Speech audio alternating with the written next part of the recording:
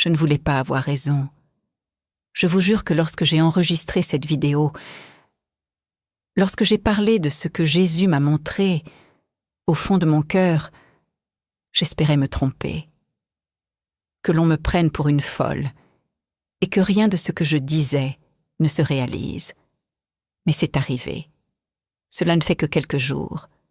Le monde entier a regardé, et la plupart des gens n'ont pas compris ce qu'ils voyaient. Mais vous qui aviez les yeux ouverts, vous avez compris. J'ai reçu des centaines de messages. Des gens écrivaient aux aurores, le cœur battant la chamade, disant qu'ils l'avaient vu, qu'ils l'avaient reconnu, qu'ils avaient ressenti cette même oppression à la poitrine que j'avais décrite lorsque Jésus m'avait montré la vision. Ce n'est pas un hasard si vous avez ressenti cela, car ce qui s'est présenté lors de cette cérémonie d'ouverture au Mexique n'était pas un spectacle culturel, c'était un rituel. Et je dois parler de ce que j'ai vu. Non pas en analyste, ni en expert, mais en tant que personne à qui Jésus a révélé à l'avance ce qui se préparait, et qui en voit maintenant l'accomplissement de ses propres yeux, sous les yeux du monde entier, le stade Azteca. Quand le narrateur a prononcé ce nom, j'ai ressenti quelque chose, car les Aztèques n'étaient pas seulement une civilisation avancée. C'était un peuple qui offrait des vies humaines à ses dieux, des hommes, des femmes, des enfants, gravissant les marches de pierre de ces pyramides pour être livrés aux forces que la Bible nomme de leur vrai nom, principauté, puissance, prince des ténèbres. Paul a écrit cela dans Éphésiens 6. Il ne s'agissait pas d'une figure de style. Il décrivait une réalité qui existait bien avant toute coupe du monde, bien avant toute civilisation bâtie par l'homme. Et ce soir-là, dans ce stade qui porte le nom de ces personnes, ce que j'ai vu sur l'écran m'a fait fermer les yeux et prendre une profonde inspiration, car c'est précisément ce que Jésus m'avait montré. Pas le stade, pas les artistes, mais la structure qui sous-tend tout cela. J'ai vu la scène circulaire. Les caméras la filmaient d'en haut, et tout le stade ressemblait à un immense œil ouvert tourné vers le ciel. Un œil qui ne regardait pas vers le bas. Il accueillait, comme s'il y avait quelque chose au-dessus de ce lieu, invité à descendre. Puis vint la pyramide, au centre de la scène, avec le trophée de la Coupe du Monde trônant dessus. J'ai dû m'arrêter un instant en voyant ça, car la coupe n'a pas été placée n'importe où. Elle a été placée exactement là où, à une autre époque, lors d'une autre cérémonie, on aurait déposé une offrande, au sommet de l'autel, et une femme, présentée comme une prêtresse, déclarée vivante au monde entier. Ici, au Mexique, nous vous souhaitons la bienvenue sur cette terre ancestrale, où règnent les rituels, les mouvements et les esprits. Les esprits de triomphe. Les gens, a-t-elle dit, sans embâge, devant des milliards de téléspectateurs, et la plupart ont trouvé que c'était une formule de bienvenue agréable. Mais ce n'était pas le cas. C'était une déclaration spirituelle. C'était une porte qui s'ouvrait. C'était exactement le genre de choses que la Bible nous dit de reconnaître et d'éviter. Dans le Deutéronome 18, Dieu a été très clair avec son peuple. Il a dit qu'il ne devait y avoir personne parmi eux qui consulte les esprits, qui accomplisse des rituels pour des forces autres que lui, qui ouvre des portails vers ce qui ne vient pas de la lumière. Et voilà, lors de l'ouverture de la Coupe du Monde, en direct. Et puis, le narrateur a dit quelque chose qui me hante encore. Il a dit que la pelouse était consacrée, qu'un esprit recevait l'énergie de la planète entière. Consacré, ce mot n'est pas neutre. Consacré signifie mettre à part pour un but précis, dédié à quelque chose ou à quelqu'un. Et la pelouse de cette Coupe du Monde a été consacrée, en direct, à un esprit qui n'est pas le Dieu de la Bible. Et vous savez ce qui m'a le plus dérangé? Ce n'était pas le rituel en lui-même, mais la réaction des gens. Personne ne s'est arrêté. Personne n'a rien remis en question. Les caméras ont continué de tourner. Les commentateurs ont continué de sourire. Et des milliards de personnes, chez elles, ont continué de regarder comme si de rien n'était, comme si cela faisait partie du spectacle.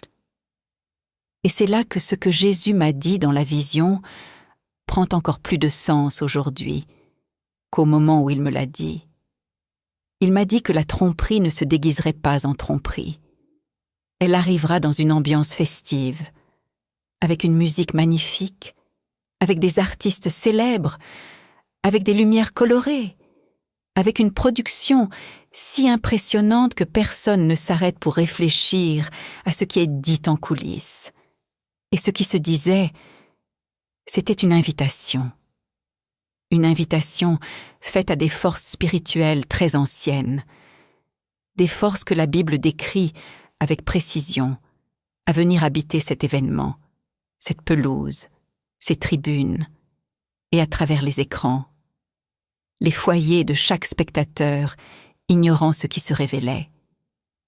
J'avais dit dans la vidéo précédente que quelque chose allait se produire dans le ciel pendant la finale, une lumière. Il a précisé qu'il ne s'agirait pas de feux d'artifice, ni d'effets spéciaux. Ce serait quelque chose que les caméras capteraient sans qu'on comprenne ce qu'elles filmaient. Quelque chose qui obligerait les joueurs à s'arrêter au milieu du terrain et à lever les yeux. J'ai dit ça. Et maintenant que l'ouverture a confirmé tout ce que j'ai dit à propos des symboles, je veux que vous compreniez l'importance de ce qui va suivre. Parce que s'il faisait ça à l'ouverture, à votre avis, que prépare-t-on pour la finale? Jésus m'a montré ce stade avec une clarté que je ressens encore profondément. Et il m'a montré quelque chose que je ne pouvais pas pleinement décrire dans la première vidéo, faute de mots. Je vais essayer maintenant. Ce réseau d'énergie sombre que j'ai aperçu au-dessus du stade, cette structure qui pulsait comme si elle était vivante, elle n'était pas là par hasard. Elle était là parce qu'elle avait été construite, brique par brique, événement par événement, cérémonie par cérémonie.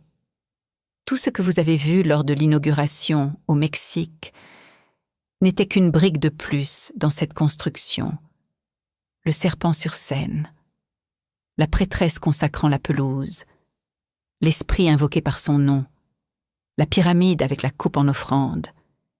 Chaque symbole était une pierre posée dans des fondations en construction depuis des décennies.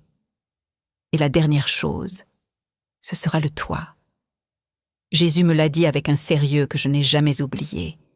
J'ai dit, ce qu'ils construisent est invisible à l'œil nu, mais c'est bien réel.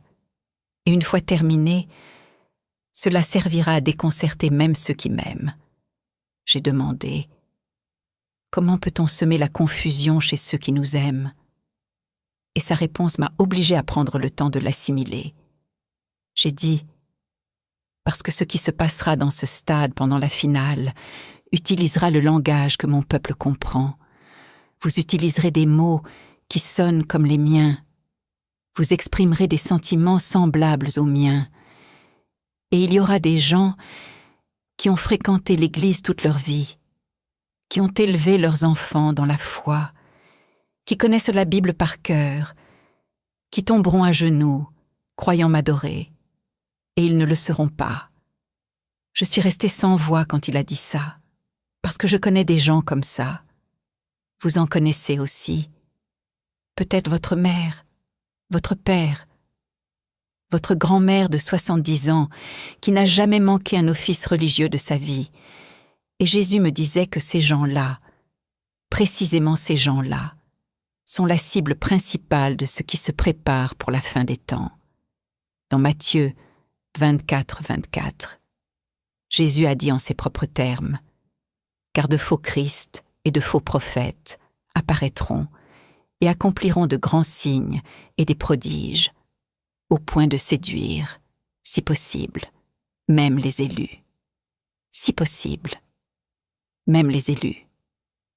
Il n'a pas dit que les élus seraient trompés.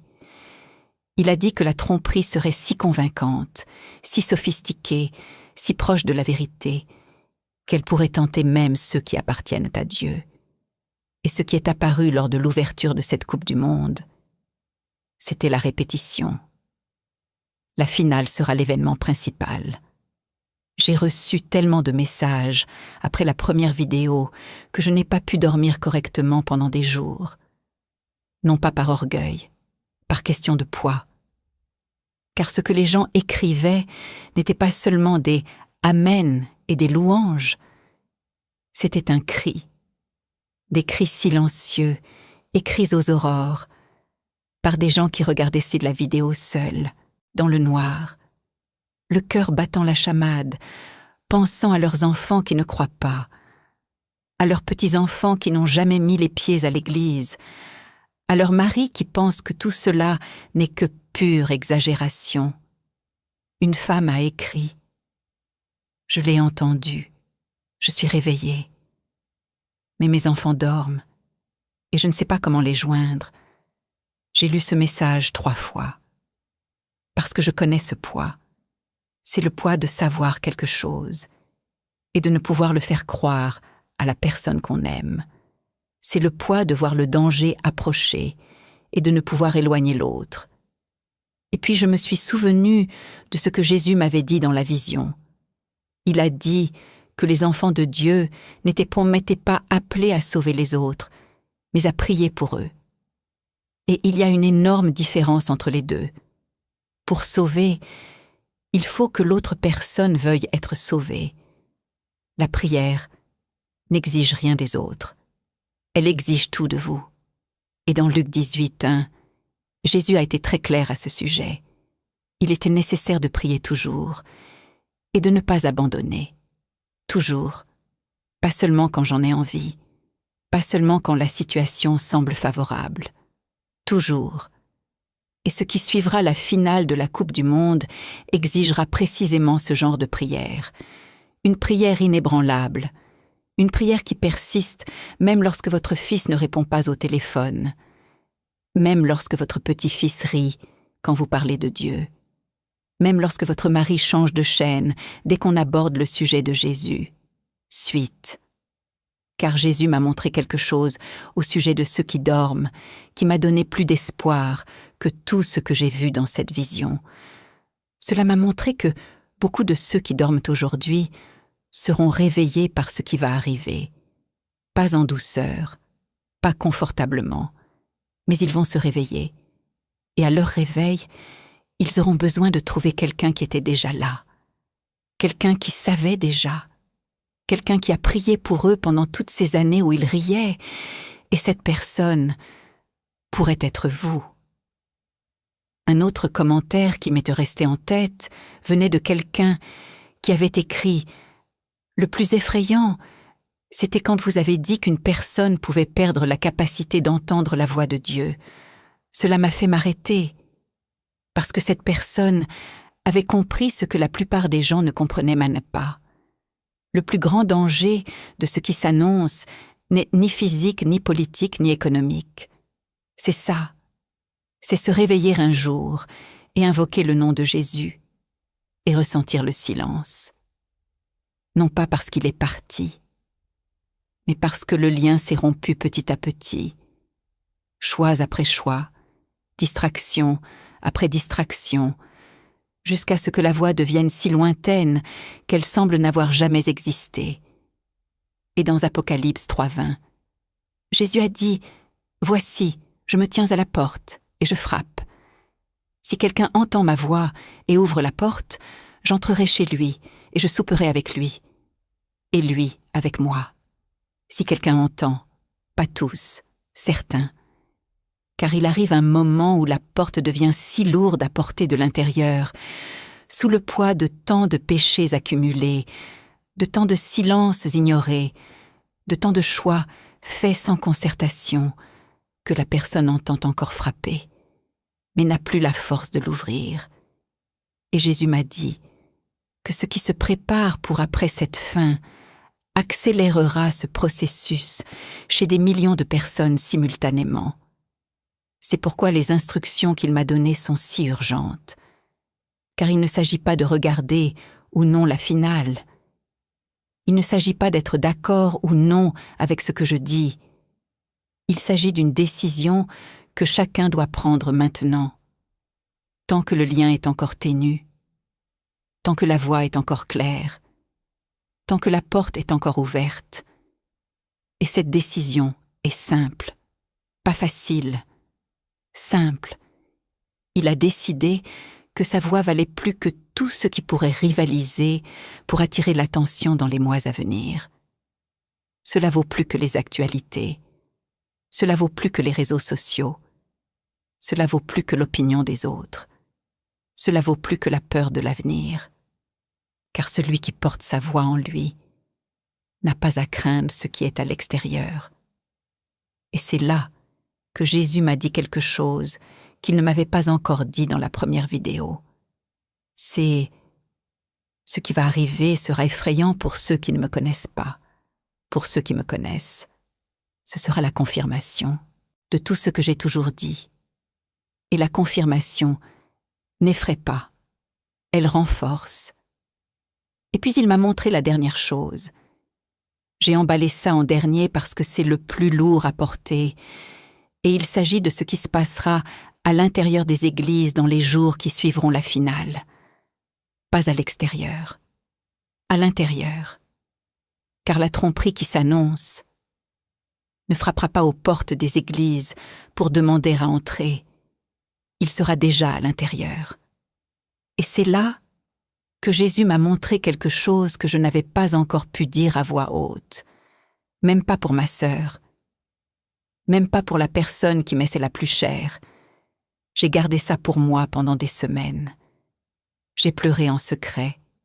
J'ai prié Dieu 1000 fois, suppliant que je m'étais trompée, que ce n'était qu'une interprétation, que ce n'était pas ce que je croyais. Mais ce n'était pas du théâtre. C'était clair. Il m'a emmenée à l'intérieur d'une église. Pas une église en particulier. C'était comme un mélange de toutes, immense, pleine à craquer. Des sièges occupés du premier au dernier rang, une scène illuminée, un groupe de musique, un pasteur à l'avant, les bras ouverts. C'était un service normal. C'est précisément ainsi que des millions de personnes le vivront le jour de la finale. Parce que la finale aura lieu un dimanche après-midi. Et de nombreuses églises, au lieu de fermer leurs portes et de prier, allumeront leurs grands écrans. Ils diffuseront la finale aux fidèles, comme une célébration, comme un rassemblement, comme une façon d'être ensemble.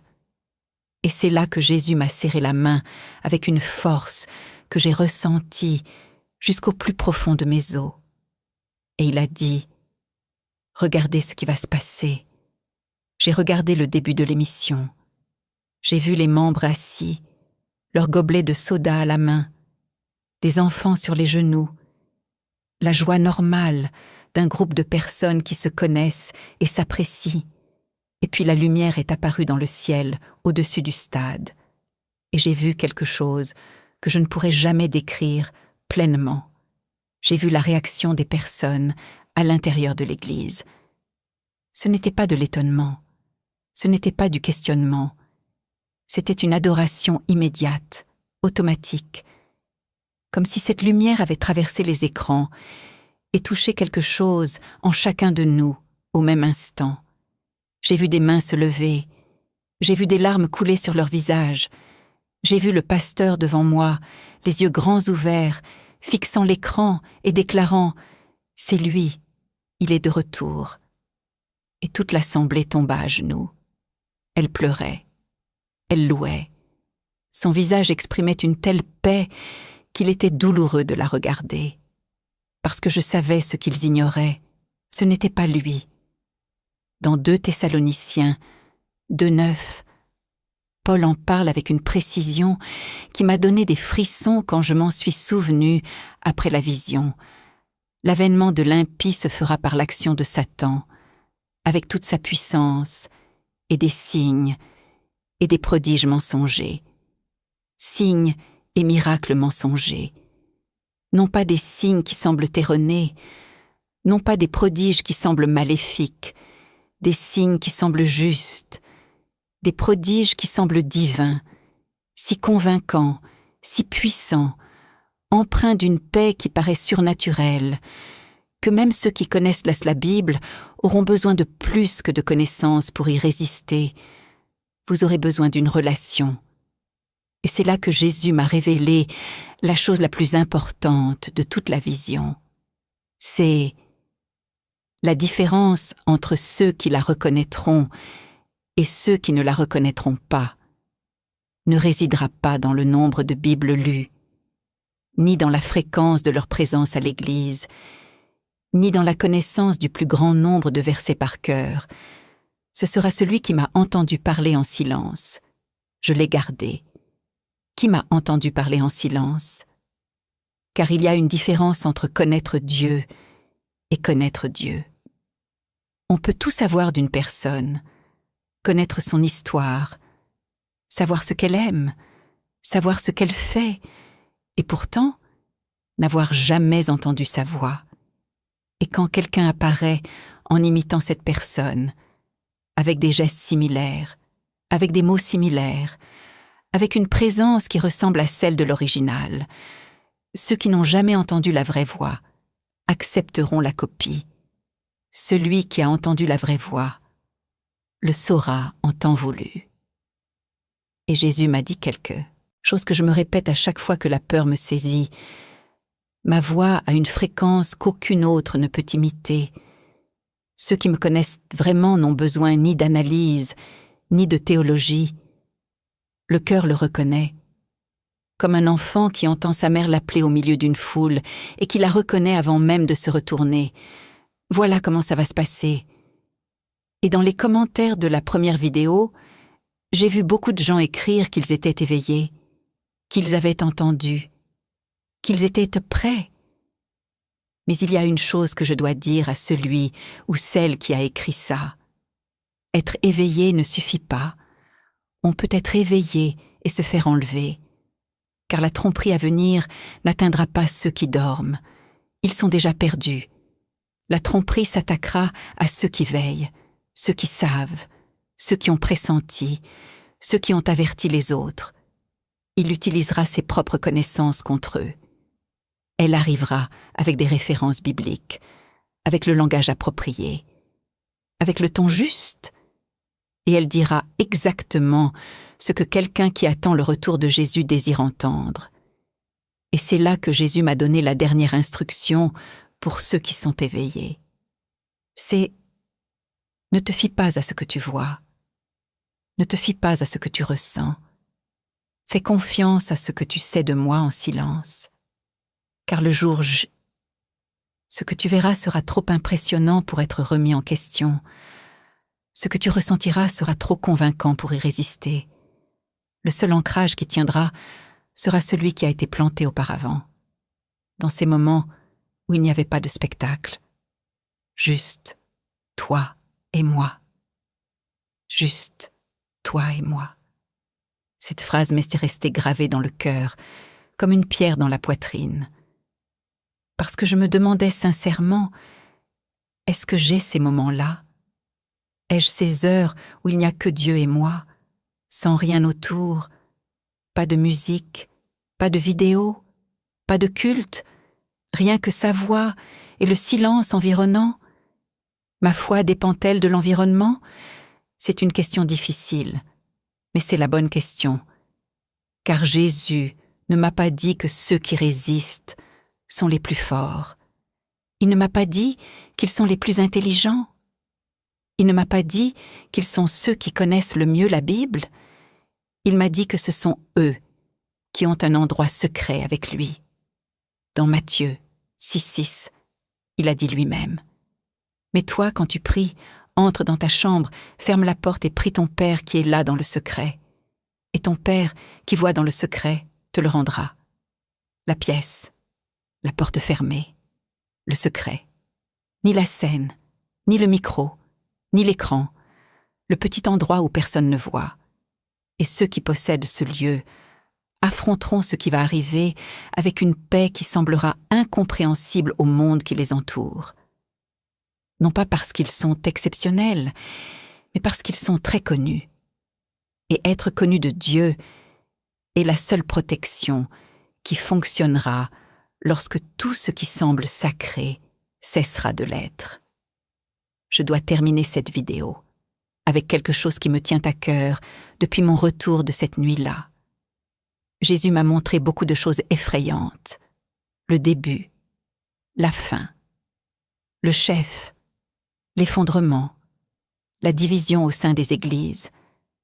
Mais la dernière image qu'il m'a laissée n'était pas une image de destruction. C'était encore cette petite maison, avec la bougie, avec la Bible ouverte, avec la famille réunie. Et cette fois, j'ai pu voir les visages des personnes à l'intérieur de la maison. Ce n'étaient pas des visages de personnes parfaites. Ce n'étaient même pas des visages de saints. C'étaient des visages de gens ordinaires, avec des marques de fatigue, avec des histoires difficiles derrière les yeux, avec des questions qui restaient sans réponse. Mais ils étaient ensemble. Et à leur sujet, cette paix qui défie toute explication. Et Jésus m'a dit la dernière chose qu'il m'a dite dans toute cette vision, c'est « Dites-leur que la taille de la maison n'a pas d'importance. La taille de la famille n'a pas d'importance. La force de leur foi n'a pas d'importance. Ce qui compte, c'est que lorsque le monde sera plongé dans les ténèbres, leur flamme brillera. Et une bougie dans le noir n'a besoin de rivaliser avec rien. Elle rayonne tout simplement, et cela suffit. Je suis de nouveau ici, non pas par courage, mais parce que j'ai vu de mes propres yeux l'ouverture de cette Coupe du Monde. Et chaque symbole apparu sur cette scène au Mexique était exactement ce que Jésus m'avait annoncé. Chaque. Et si l'ouverture était comme ça, la finale sera sans précédent pour cette génération. Vous n'êtes pas obligés de me croire, mais gardez à l'esprit ce qui a été dit ici. Car lorsque cette lumière apparaîtra dans le ciel au-dessus de ce stade, et elle apparaîtra, vous vous souviendrez de ce moment. Et à ce moment-là, une seule chose comptera. Un seul. Si vous reconnaissez sa voix dans le silence, si vous savez, vous saurez quoi faire. Si vous ne savez pas, il est encore temps. La finale de la Coupe du Monde 2026 aura lieu le 19 juillet. Aujourd'hui n'est pas le 19 juillet. Il est encore temps. Et il attend, en silence, là où il a toujours été.